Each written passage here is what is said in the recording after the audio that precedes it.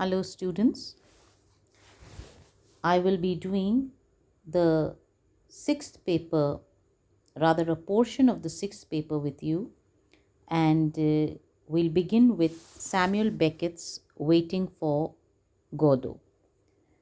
Now this is an absurd play, and we cannot understand the play until and unless we understand what the theater of the absurd means. So, to begin with, let's understand the definition of absurd drama. Now, what is absurd drama?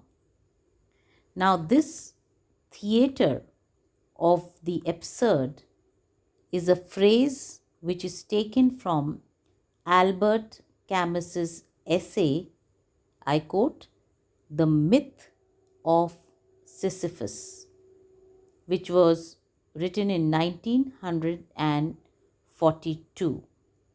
Now, in this essay, Camus defined the absurd as the tension which emerges from man's determination to discover purpose and order in a world which steadfastly refuses to be either of the two, that is, without purpose and without order. So, according to this definition, what is Camus trying to say?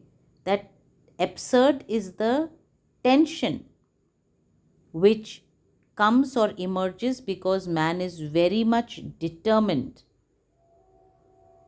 for what? Not to live a life of order.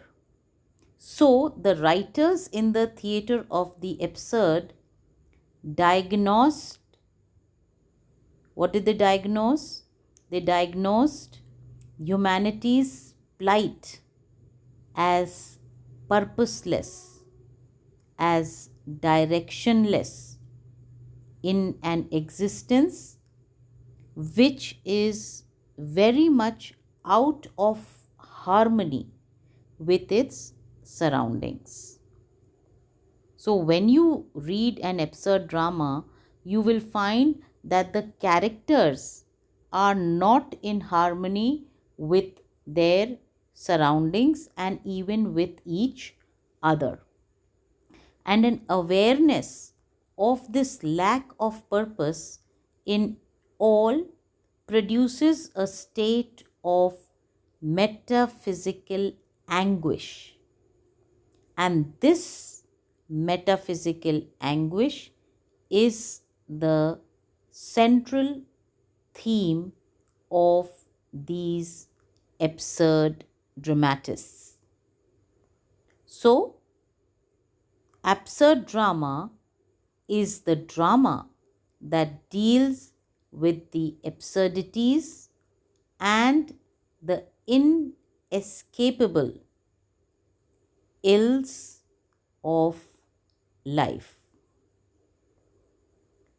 Now, Martin Esslin wrote a book, The Theatre of the Absurd, sometime in 1961. Now, why did he write this book? He wrote this book specifically with the purpose of popularizing the absurd drama. And according to him, this term he applied to a group of dramatists in the year 1900 or in the 1950s, to those dramatists who did not regard themselves as a school, but who all seemed to share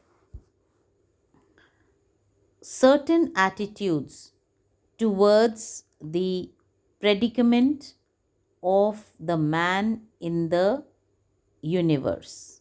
So, all of these absurd dramatists, this whole group of dramatists in the 1950s, what did they share? They had some common predicaments, some common issues, some common attitudes about man and his relationship and his disharmony with the universe, and they uh, expressed it, and these dramatists then came to be categorized under the theater of the absurd group.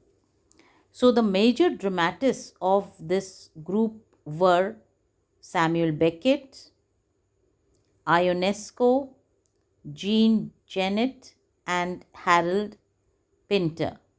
Now, there were lesser known figures also in the theatre of the absurd, and these people were Edward Albee, Simpson, Fernando, and Grass. Now, these absurd dramatists had certain philosophical beliefs, and what these beliefs were, we'll continue in my next lecture.